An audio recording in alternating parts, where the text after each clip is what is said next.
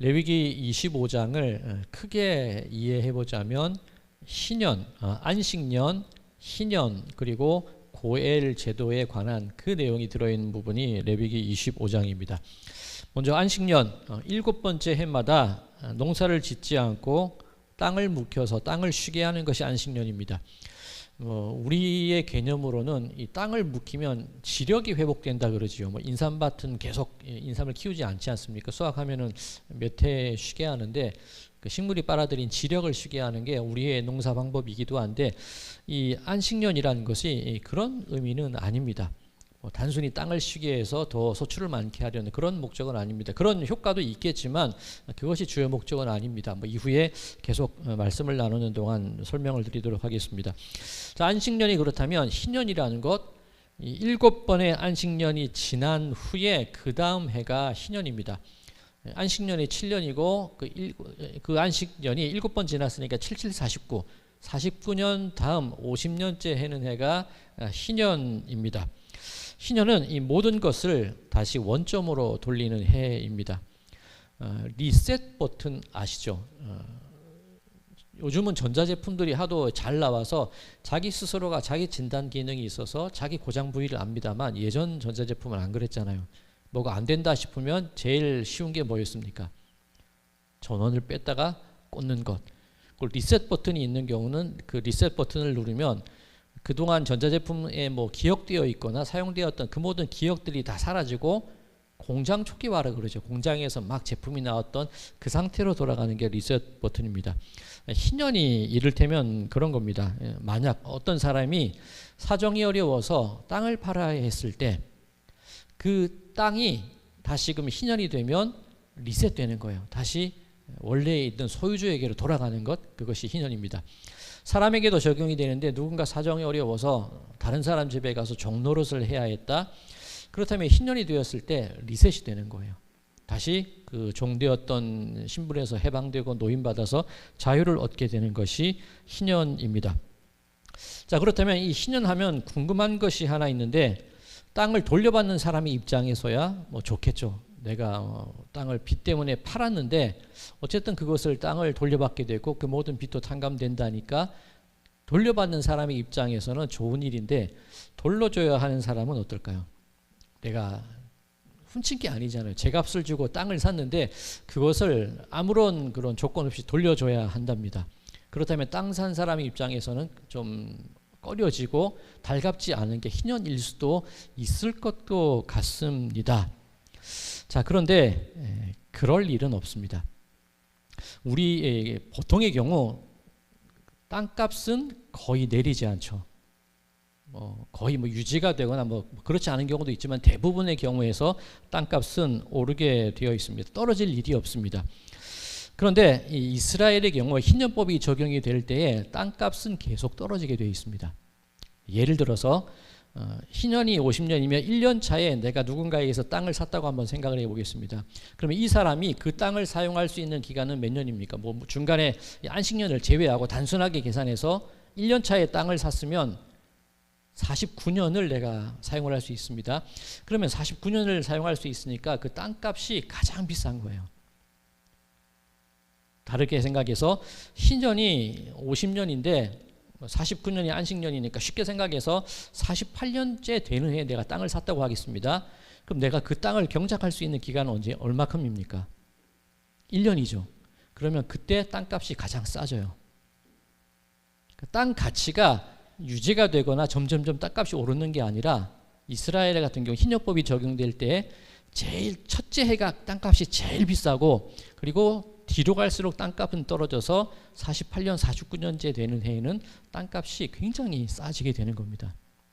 이게 제 얘기가 아니라 오늘 이 레위기 25장 15절 16절의 내용인데 제가 읽겠습니다. 그 희년 후의 연수를 따라서 너는 이웃에게서 살 것이요 그도 소출을 얻을 연수를 따라서 내게 팔 것인즉 연수가 많으면 너는 그것의 값을 많이 매기고 연수가 적으면 너는 그것의 값을 적게 매길지니 곧 그가 소출의 다소를 따라서 내게 팔 것이라. 하나님이 다 알아서 만드셨죠. 억울한 사람이 없게끔 잘 만들어 주신 겁니다. 자, 그런데 우리의 경우는 어떻겠습니까? 땅 한 평 마련하기 위해서 아둥바둥 살아가는 게 우리의 모습이기도 합니다. 땅값이 오르면 기분이 좋고 땅값이 내리거나 그린벨트에 묶이면 기분이 안 좋죠. 한때 우리나라에서 많이 쓰여졌던 말이 있는데 벼락거지라는 말이 우리나라에서 굉장히 많이 사용됐던 때가 있습니다. 어떤 이유인지는 아시죠? 집값이, 아파트값이 너무나 막 오르는데 만약에 내가 집을 소유하지 않았거나 혹은 내가 살고 있는 그 동네에는 아파트값이 변화가 없어요. 그러면 다른 사람들의 재산은 막 2배, 3배 오르고 있는 동안 내 재산은 그대로 유지가 되고 있으니 내 재산은 그대로인데 다른 사람이 부자가 되어버리니까 나는 한 것 없이 그냥 벼락거지가 되어버린 것, 그게 우리나라의 어떤 실정이기도 했습니다. 자, 그런데 왜 이런 말이 생기게 되었을까요? 비교하는 거죠. 그 땅이라는 것, 집이라는 것이 단순히 농사를 짓거나 거주하는 가치가 아니라 그 땅이나 집에 더 많은 어떤 물질적인 가치를 부여하는 것이 우리의 마음이라는 겁니다. 그게 세상의 가치라는 거예요. 모아야 되고 쓰지 말아야 되고 그 소유의 많고 적음에 따라서 마음이 지옥이 되기도 하고 부자가 되기도 하고 그것을 유지하기 위해서 어떻게든 세상 속에서 치열하게 살아가는 것이 우리의 모습입니다. 그러니 안식이 없죠. 벼락거지가 되었고 불평이 되고 안식이 없고 늘 힘들고 벅찬 것이 우리의 모습이기도 합니다. 자, 그런데 신협법을 가만히 보면 땅은 하나님의 것이다고 했죠. 그러면 이 땅을 사고 팔 때 있어서 땅 그 자체의 가치는 없어요. 지금 읽은 15절과 16절 말씀에도 소출의 많고 적음에 따라서 내가 49년간 땅을 경작해서 소출을 얻을 수 있느냐? 그럼 그 소출이 많기 때문에 그 소출 값을 쳐주는 거예요. 그러니까 1년간 경작을 할 수 있으면 1년밖에 소출이 없으니까 그 소출 값을 쳐주는 거예요. 그러니 땅이 값이 있는 게 아니라 땅은 하나님의 것이라는 것은 내가 열심히 수고하고 노력하고 애쓰는 그만큼 그 땀의 열매만큼 돌아오는 그 정직한 삶을 살아갈 수 있게 만드는 근본적인 제도가 바로 이 희년이라는 겁니다. 그러니 내가 열심히 일해서 소출이 많고 그에 대한 기쁨과 어떤 좌절 같은 건 있을 수 있겠지만 땅값이 올랐네 내렸네 내가 딴 것에 투자를 해서 잘 유익을 얻었네 그런 마음에 지옥과 천당에 오가는 일은 없다는 겁니다. 이게 안식 아니겠습니까? 이게 평안 아니겠습니까? 자, 안식년이라는 것 단순히 땅의 문제인 줄 알았는데 하나님께서는 땅이 내 것이라고 말씀하신 까닭은 땅 그 자체, 이 토지 그 자체에 관한 어떤 가치를 부여하기보다는 모든 것이 하나님의 것임으로 우리는 그 안에서 내 소유를 주장하거나 그것 때문에 힘겨워하거나 그것 때문에 내 마음이 날마다 오고 하는 그런 마음은 가질 일이 없다는 겁니다. 굉장히 상대적인 박탈감 그런 것이 없다는 겁니다. 그게 오늘날 우리에게 있어서도 안식이 아니겠습니까? 그게 우리들의 삶 가운데 평안과 쉼이 아닐까 그런 생각을 한번 해보게 됩니다. 자, 그런데 한 가지 생각해 봐야 될 것이 있습니다. 안식년이 되면 농사를 짓지 않습니다. 땅을 쉬게 해야 됩니다. 그리고 그 안식년과 희년이 겹치게 되면 안식년에도 농사를 지으면 안 되고 희년은 리셋이 되는 거잖아요. 원주인에게 돌아가잖아요. 그러면 희년이 될 때에도 농사를 짓지 않아요. 그러면 49년째에 농사를 안 짓습니다. 50년째 농사를 안 짓습니다. 뭘 먹고 살아야 될까요? 2년이 아니죠. 49년, 50년에 농사를 안 짓고 51년 때 씨를 뿌려야 되잖아요. 그럼 수확을 하는 것은 언제입니까? 52년에 수확을 한단 말이에요. 그러면 49, 50, 51년간은 전혀 수확물이 없어요. 물론 포도나무나 그런 열매 같은 그 과실수 같은 경우는 자연스럽게 자라는 것을 딸 수는 있지만 경작해서 거두는 곡식은 없단 말입니다. 어떻게 살아야 되냐는 거예요. 자, 그에 관해서 하나님께서 이렇게 말씀하십니다. 레위기 25장 20절에서 22절. 만일 너희가 말하기를 우리가 만일 7째 해에 심지도 못하고 소출을 거두지도 못하면 우리가 무엇을 먹으리요 하겠으나 내가 명령하여 6째 해에 내 복을 너희에게 주어 그 소출이 3년 동안 쓰기에 족하게 하리라. 너희가 8째 해에는 파종하려니와 묵은 소출을 먹을 것이며 9째 해에 그 땅의 소출이 들어오기까지 너희는 묵은 것을 먹으리라. 자, 하나님께서 땅의 주인이시라는 것, 우리가 안식을 누리신다는 것이 어떤 의미가 있냐면 하나님께서 우리에게 복을 주신다는 거예요. 그래서 우리가 살아가야 될 삶의 길과 삶의 방향이 어떠한 길이든지 간에 하나님께서 그 모든 것을 예비하시고 채우시고 공급하시고 우리로 하여금 부족할 것이 없게끔 살아가게 도우시는 하나님의 은혜를 풍성히 부어주신다는 겁니다. 이게 만나의 은혜 아닙니까? 6째 날 풍성히 거둘 수 있게 내려주신 하나님의 복, 우리로 하여금 어떻게든 이 땅을 살아가게 하시고 우리로 하여금 어떻게든 이 땅 가운데에서 하나님의 돌보심과 은혜 가운데 풍족히 살아갈 수 있는 모든 조건을 만들어 주시는 것, 이게 하나님의 은혜라는 겁니다. 자, 안식년, 희년하면 단순히 땅이 문제인 줄 알았는데 아니라는 거예요. 참다운 마음의 평안, 그리고 우리의 모든 삶의 길과 지혜를 충분히 채워주신 하나님의 은혜, 이것이 안식년과 희년에 가득히 들어있는 의미라는 것 기억하시기 바랍니다. 자, 그런데 또 재밌는 게 한 가지 있습니다. 이 희년법이 적용되지 않는 땅이 있습니다. 50년이 되면 리셋이 돼서 다 돌려줘야 된다 그랬잖아요. 그런데 희년이 되어도 적용받지 않는, 리셋되지 않는 땅이 있습니다. 성벽 안에 있는 땅은 리셋되지 않아요. 이를테면 우리로 치자면 도시입니다. 성벽 안에 도시들은 희년법이 적용되지 않는다는 거예요. 왜 그러냐면 도시 같은 경우에 땅을 내가 누군가에 샀습니다. 그러면 도시인데 그냥 내버려 두나요? 건물을 짓겠죠. 그냥 건물만 짓습니까? 어떤 상가, 그죠? 그 상권이 형성이 되게 됩니다. 인테리어를 할 수도 있고 그 땅 이외에 부가적인 가치가 만들어지게 됩니다. 그러면 희년이 되었을 때 다시 돌려줘 하면 그냥 땅의 문제가 아니라 땅과 건물의 주인이 달라질 수도 있겠죠. 그리고 내가 상권을 만들어 놨는데 그 상권을 빼앗기게 될 수도 있다는 겁니다. 그럴 경우에 이 성벽 안에 있는 땅의 경우, 집의 경우는 희년법이 적용되지 않습니다. 하나님 꼼꼼하시죠. 레위기 25장 29절 30절입니다. 성벽 있는 성 내의 가옥을 팔았으면 판지 만 1년 안에는 물을 수 있나니 곧 그 기한 안에 물으려니와 1년 안에 물으지 못하면 그 성 안의 가옥은 산자의 소유로 확정되어 대대로 영구히 그에게 속하고 희년이라도 돌려보내지 아니할 것이니라. 우리가 쓸데없이 걱정한 것들 많았는데 다 계획에 다 있으셨죠, 하나님께서는.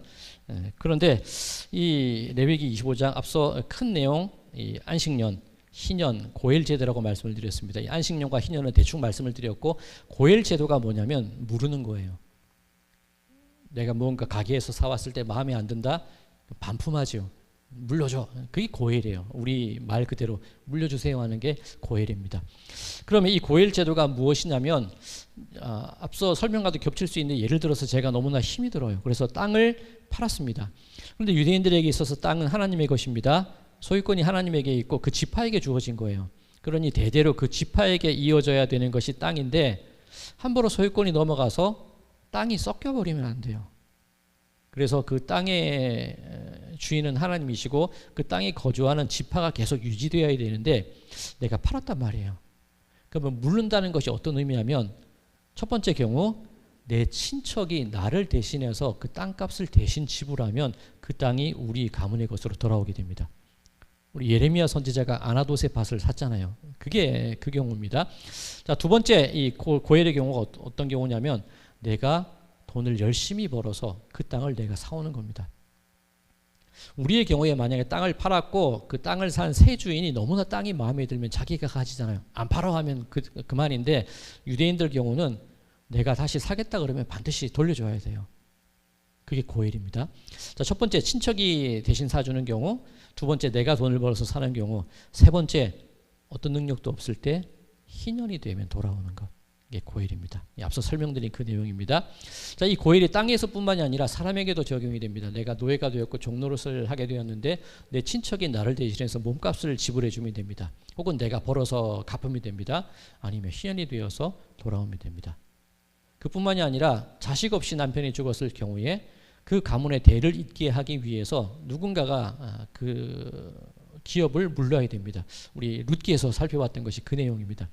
그뿐만이 아닙니다. 내가 누군가의 폭력에 의해서 다치거나 희생되었을 경우에 내가 상처를 입고 내가 아픈데 반드시 내가 당한 폭력에 대해서는 내 친지나 누군가가 그것을 갚아야 돼요. 이게 고엘입니다.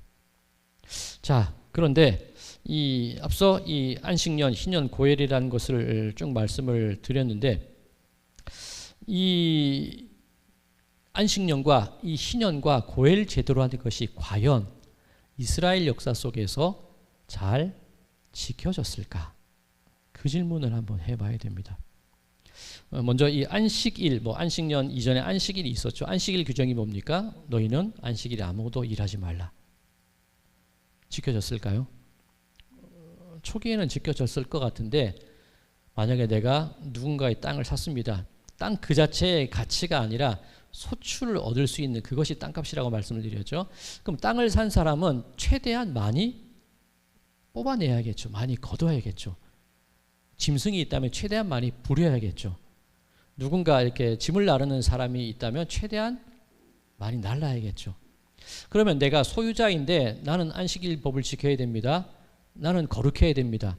그럼 어떻게 하냐면 가난하고 힘없는 사람들에게 그 일을 시키는 거예요. 그럼 나는 안식일을 지켰는데, 나는 거룩한데 하루 한 끼 먹기 힘들어서 어렵게 살아가는 사람들은 안식일을 어길 수밖에 없는 거예요. 그럼 그 사람들은 살아가기 위해서 일을 해야 되는데 그 사람들은 죄인이 되어버리는 겁니다. 이스라엘 역사 가운데 있었던 내용이라는 거예요. 희년, 모든 것이 리셋되고 돌려줘야 되는데 역사에서 이루어지지는 않습니다. 예언자들이 신랄하게 비판했던 내용이 그 내용들입니다. 안식일을 지키지 않고 안식년을 지키지 않고 희년을 지키지 않는 그 모습들, 이것이 사람들의 모습이었다는 겁니다. 왜 이런 일이 일어나는 거예요? 우리들 마음 가운데 하나님께서 주신 안식과 평안을 누리게 하셨고, 우리의 살아갈 모든 길을 하나님께서 복을 주어 내가 지켜주겠다 약속하셨는데 못 믿는 거예요. 더 많이 누려야 되고 더 많이 얻어야 되고 더 많이 가져야 되는 그 죄악된 모습 때문에 이 하나님의 아름다운 신년법이 이 땅 가운데 적용되지 않았던 것이 사람의 제도였던 것을 우리는 볼 수가 있습니다. 자, 앞서 희년법이 적용되지 않는 한 가지 경우, 성읍 안에 있는 경우 희년법이 적용되지 않는다고 말씀드렸는데 예외 규정이지요. 자, 그런 분이 계세요. 성경 안에 노예 제도가 나타난다고 해서 하나님께서 노예 제도를 인정하셨어 그렇게 주장하는 분들이 있습니다만 그건 아니겠죠. 그 시대의 모습이겠죠. 마찬가지입니다. 희년법에 적용을 받지 않는 성 안에 땅의 경우, 건물의 경우 희년법에 적용을 받지 않는데, 이것은 하나님의 뜻이라기보다는 우리를 향한 배려예요. 우리 마음 가운데 있는 그 욕심들, 그 욕망들에 대하여서, 그로 말미암은 분쟁에 대하여서 하나님께서 일종의 배려를 해 주신 겁니다. 그런데 우리는 그 배려, 그 예외의 규정을 가지고 우리가 누리고 얻어내고 채워 살아가야 될 욕망의 틈바구니를 그 예외의 규정 가운데에서 우리가 찾는 것이 우리들의 모습이라는 겁니다. 자, 그리고 또 한 가지 살펴봐야 될 것, 지금 안식년, 희년, 고엘 제도에서 말씀을 드렸는데 이스라엘 역사에 있어서 잘 지켜지지 않았다고 말씀을 드렸습니다. 그런데 정말 이스라엘 역사에 있어서 이 안식년, 희년, 고엘 제도가 정말 잘 지켜진 예가 하나 있습니다. 어떤 예이냐면 예수 그리스도께서 십자가에 달려 돌아가신 속죄 구속의 은혜가 바로 이 고엘 제도, 희년 제도가 가장 잘 지켜진 예라는 겁니다. 우리들은 하나님의 예배 규정, 그 틈바구니를 어떻게든 이용해서 욕심껏 모으고 끌고 누리며 살아가고자 하는 게 우리의 마음입니다. 그로 인해서 안식을 잃어버리고 평안을 잃어버립니다. 그로 말미암아 분쟁이 생기고 그로 말미암아 죄악이 생겨버리게 되죠. 누가 갚아주냐는 거예요. 누가 우리의 그 악한 마음에 리셋 버튼을 눌러주냐는 겁니다. 바로 예수 그리스도께서 십자가의 대속제물로 돌아가심을 통하여서 예수님의 피값으로 우리의 모든 죄악들이 갚아지고 물러지는 역사, 그것이 예수님의 은혜라는 겁니다. 자, 고엘, 물은다고 말씀을 드렸는데 또 다른 의미로는 구속하다, 속죄하다는 의미가 바로 이 고엘입니다. 우리가 살아가는 세상 욕망으로 가득 채워져 있습니다. 어떻게든 살아가려고 하나님의 그 은혜를 잊어버린 채 그렇게 아등바등 여전히 죄 가운데 살아가는 것이 우리들의 모습인데, 예수님께서 그런 말씀하셨죠. 무엇을 먹을까? 무엇을 입을까? 걱정하지 마. 저 들에 시들어가는 풀도, 저 꽃들도, 저 새들도 하나님께서 먹이고 입히시는데 하물며 너희들일까? 이 말씀의 그 배경이 철저하게 안식년이 지켜지고 신년이 지켜지고 철저하게 고일이 지켜진다면, 하나님의 뜻이 이 땅 가운데 펼쳐진다면 그 아름답게 나타나는 모습이 그 모습 아니겠습니까? 우리는 여전히 무엇을 먹을까 무엇을 입을까 걱정을 할 수밖에 없습니다. 왜냐하면 우리는 안식이 없기 때문이에요. 우리의 욕심 때문에, 우리의 주장 때문에, 하나님께서 두신 예배 규정을 어떻게든 이용해서 내 욕망을 채우려는 우리의 그 악한 죄악 때문에, 그것 때문에 우리에게 안식이 없다는 것, 우리는 오늘 본문을 통해서 익히고 교훈을 얻어야 될 줄로 믿습니다. 땅의 얘기인 줄 알았는데 속죄의 얘기예요. 이 레위기 율법, 복잡하고 땅을 사고 그 내용인 것 같은데 결국은 예수 그리스도의 은혜가 우리를 살립니다. 하나님께서 우리를 먹이십니다. 입히십니다. 하나님께서 우리로 평안하라 하셨습니다. 이것이 레위기가 우리에게 주시는 말씀인 줄 믿으시기 바랍니다. 오늘 함께 읽은 23절 제가 다시 읽겠습니다. 토지를 영구히 팔지 말 것은 토지는 다 내 것임이니라. 너희는 거류민이요 동거하는 자로서 나와 함께 있느니라. 땅의 문제가 아니라고 말씀을 드렸죠. 은혜의 문제입니다. 평안의 문제입니다. 위로의 문제입니다. 참다운 안식의 문제입니다. 너희는 거류민이요 동거하는 자로서, 다르게 말하면 나그네라는 거예요. 우리는 나그네 인생이라는 겁니다. 소유권이 내게 있지도 않고 영원히 무언가를 움켜쥐며 살 수도 없습니다. 이것이 영원히 내 것이라고 주장할 수도 없는 것이 우리들의 모습이라는 겁니다. 그저 하나님의 은혜에 그저 먹이시고 돌보시고 인도하시는 하나님의 그 은총에 내 모든 것을 맡기고 살아가는 그 인생, 그 존재가 바로 나그네, 우리의 모습이어야 함을 믿으시기 바랍니다. 자, 하나님 이렇게 말씀하십니다. 너희는 거류민이요 동거하는 자로서 나와 함께 있느니라. 우리의 안식 다른 게 아니라 하나님과 함께하는 것. 하나님이 말씀하시잖아요. 나 너희와 함께 있어. 그것이 만족하지 않겠니? 나 너희와 함께 있어. 그 안에서 안식을 누리지 않겠니? 나 너희와 함께 있어. 그것을 통해서 너희들의 마음 가운데 참다운 만족과 쉼과 평안을 얻을 수 없겠니? 내 이름만으로 안 되겠니? 하나님 그렇게 우리에게 말씀하고 계십니다. 바라기는 늘 우리와 함께 하시는 하나님과 동행하심을 통하여서 참된 평안과 참된 안식을 온전히 누리며 살아가시는 우리 모든 분들이 되시기를 주님의 이름으로 간절히 축원드립니다.